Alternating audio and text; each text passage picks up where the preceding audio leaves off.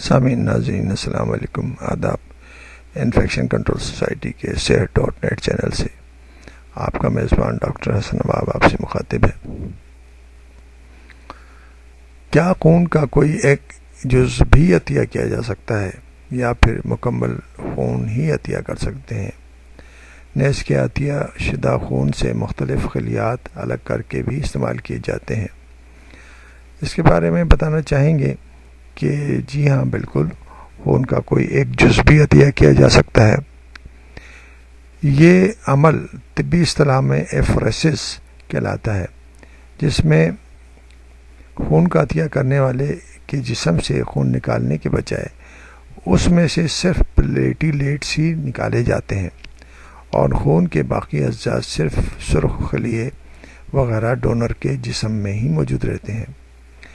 اس سے ڈونر غیر ضروری کمزوری کا شکار بھی نہیں ہوتا اور ضرورت پڑنے پر 5 یا 6 دن میں کے بعد دوبارہ سے پلیٹلیٹس عطیہ کر سکتا ہے۔